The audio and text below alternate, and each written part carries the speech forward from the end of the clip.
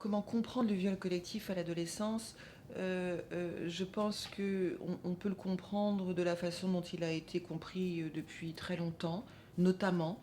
Le viol collectif est attesté depuis la nuit des temps.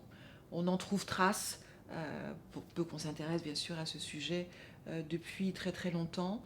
Il y a des époques où le viol collectif a même été un exutoire émotionnel. Très clairement, pour les jeunes garçons, on attend de se marier dans des configurations maritales et des interdits maritaux qui étaient beaucoup plus prégnants que les nôtres. Il ne faut pas oublier qu'il a existé des époques qui ont été assez durables, même dans certains pays, où les garçons n'avaient pas le droit de se marier avant un certain âge, avant l'autorisation du père, pas avec n'importe qui, et que parfois c'était long, je veux dire, avant d'arriver à cet âge du mariage, pour entrer dans une conjugalité légale, entre guillemets, officielle et légale.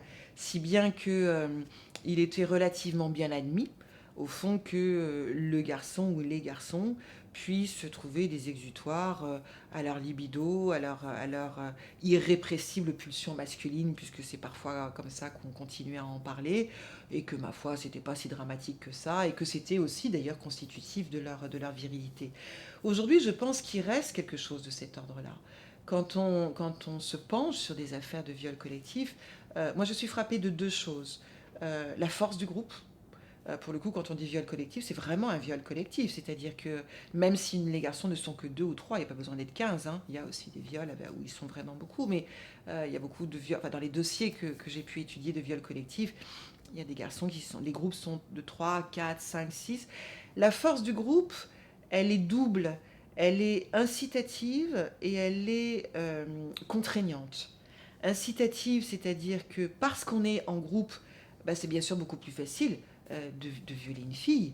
Et d'ailleurs, parfois, les juges s'arrachent les cheveux pour savoir qui a fait quoi. Parce que quand il y a 3, 4 ou 5 garçons sur une fille, c'est compliqué parfois d'arriver à savoir qui a violé, qui a seulement touché, qui a pénétré, qui a frappé, qui a fait le gay, etc. Donc, et ça permet, d'ailleurs, j'ai été frappée de voir que dans plusieurs de ces dossiers-là, ça a permis à certains garçons d'avoir leur premier rapport sexuel. Et elle est extrêmement contraignante. Le groupe est extrêmement contraignant aussi parce qu'une fois que le jeune garçon est imbriqué là-dedans, il ne peut plus reculer. Ou alors s'il recule, il risque de se mettre le groupe à dos.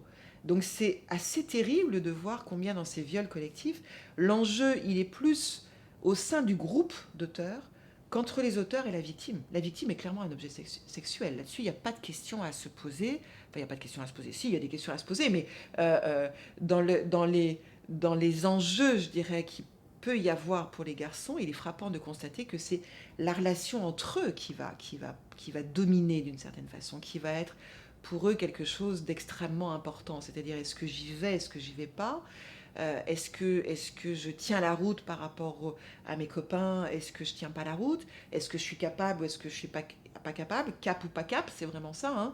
Hein. La fille est vraiment un objet sexuel et un objet de virilisation, un objet groupal presque.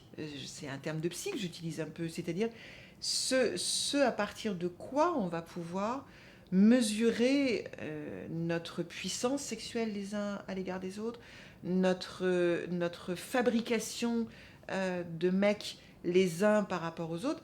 C'est pour ça que c'est à la fois ce qui permet, ce groupe, de pouvoir avoir une relation sexuelle, même si le mot relation sexuelle est un peu étrange quand il s'agit d'un viol.